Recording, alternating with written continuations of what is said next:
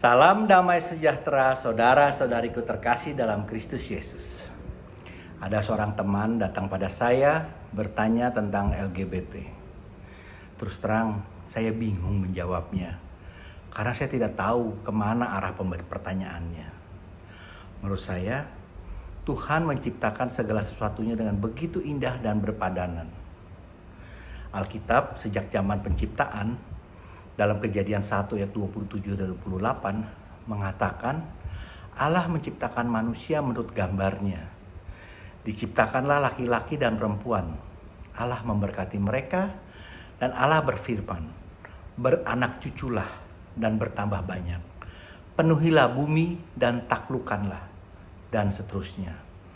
Artinya kita kan diciptakan laki-laki dan perempuan untuk berpadanan dan untuk mempunyai keturunan, karena dikatakan beranak cuculah dan bertambah banyak. Serta kalau kita lihat dalam Kejadian 2 ayat 24, sebab itu seorang laki-laki akan meninggalkan ayahnya dan ibunya dan bersatu dengan istrinya, sehingga keduanya menjadi satu daging. Ayat ini bicara tentang perkawinan. Jadi jelas, dalam perkawinan itu menurut kodratnya terjadi antara laki-laki dan perempuan. Tidak ada satu ayat pun dalam Alkitab yang menyetujui hubungan sesama jenis. Bahkan banyak ayat yang mengutuknya. Misalnya saja Imamat 18 ayat 22 dan juga Imamat 20 ayat 13. Juga kalau kita baca dalam Roma 1 ayat 24 sampai dengan 27 dengan tegas mengatakan bahwa Allah adalah kudus. Konsekuensinya kita ciptaannya pun perlu menjaga kekudusan dan menghormati kesempurnaan dan kekudusan Allah. Serta tidak melakukan hubungan yang tidak wajar yang melawan kodrat manusia. Bahkan 1 Korintus 6 ayat 9 sampai 10 mengatakan dengan tegas kalau mereka tidak akan mendapat bagian dalam kerajaan Allah. Tapi bukankah kita orang Kristen yang mengaku selalu mengedepankan kasih? Bukan banyak juga di antara para pelaku LGBT sebenarnya mereka pun memahami kalau itu dosa, salah dan tidak benar. Namun banyak dari mereka yang merasa terjebak dalam tubuh jenis kelamin yang dia sendiri tidak dapat memilihnya.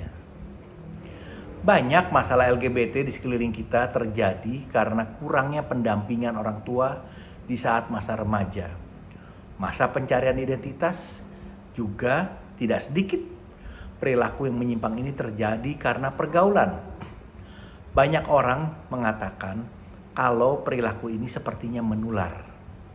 Secara psikologi mungkin awalnya sebagai sesuatu yang lucu atau trendy. Namun bila sudah merasuk dalam jiwa, ini akan sulit melepaskannya. Ironisnya, kadang ada campur tangan orang tua yang telah merusak tatanan kejiwaan anaknya sendiri. Seperti misalnya, ada orang tua yang menginginkan anak perempuan, namun dia mendapatkan anak laki-laki. Tanpa berpikir panjang, dia memberikan pakaian perempuan pada anaknya tersebut hanya sebagai lucu-lucuan atau permainan. Di sini tanpa sengaja orang tua tersebut malah telah merusak jiwa buah hatinya sendiri. Kebodohan dan ketidakpahamannya telah mencelakai anaknya. Syukur pada Allah kalau ternyata hal ini cepat dapat diperbaiki dan tidak sampai terlanjur mendarah daging. Sekarang bagaimana sikap Gereja Katolik terhadap LGBT? Gereja Katolik tidak memusuhi atau menolak para gay dan lesbian, namun juga tidak membenarkan perbuatannya. Dengan kata lain, kita mengasihi orangnya, namun menolak perilaku dan dosanya. Bukankah kita memang perlu menolak semua perbuatan dosa? Paus Fransiskus pernah mengatakan, "If a person is gay and seeks the Lord and is of good will, who am I to judge him?" Yang artinya, jika seorang gay mencari Allah dengan niatan yang baik, siapakah saya sampai menghakiminya? Jadi, apakah kita merasa lebih bersih dan lebih suci dari Bapak Paus sehingga kita malah mau menghakiminya? Saya rasa kata-kata itu baik sekali. Karena Allah mempunyai caranya sendiri untuk menyelamatkan siapa saja. Karena mungkin saat itu malah saat dia sedang berproses dalam melakukan pertobatan. Jangan sampai karena tindakan kita tadi malah membuat dia batal melakukan pertobatan. Karena banyak juga loh kaum LGBT yang kemudian menyadarinya, lantas bertobat dan berusaha menjaga kemurniannya. Katekismus Gereja Katolik atau dikenal dengan KGK nomor 2358 dan 2359 mengatakan gereja yang menyadari bahwa tidak sedikit pria dan wanita yang mempunyai kecenderungan homoseksual yang sebenarnya tidak mereka pilih sendiri, mengajarkan bahwa mereka ini harus dilayani dengan hormat, dengan kasih dan bijaksana. Mereka harus diarahkan agar dapat memenuhi kehendak Allah dalam hidupannya. Dengan hidup murni, melalui kebajikan dan pengadilan diri, dan mendekatkan diri kepada Tuhan melalui doa dan sakramen, menuju kesempurnaan Kristiani. Jadi di sini dengan jelas dikatakan, kita pun dengan penuh kasih dapat turut membantu mengarahkannya agar semua pandangannya terarah pada Tuhan, agar dapat memenuhi kehendak Allah dalam hidupnya serta lebih dapat mengendalikan diri melalui kedekatan dan relasi yang baik dengan Tuhan. Jadi sejak awal mulanya Allah menginginkan kita umatnya untuk memenuhi kodrat sebagai manusia, di mana laki-laki meninggalkan ayah dan ibunya untuk mencintai seorang perempuan.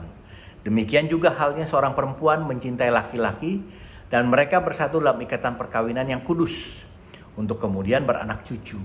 Mungkin juga ini sebabnya mengapa Gereja Katolik sangat tegas menolak adanya perkawinan sejenis.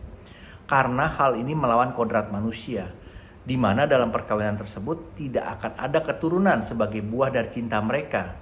Cinta sepasang anak manusia, laki-laki dan perempuan. Jadi, walaupun Gereja Katolik mengasihi mereka, bukan berarti mengizinkan mereka bertindak lebih jauh yang akan membantunya membuat dosa yang lebih besar.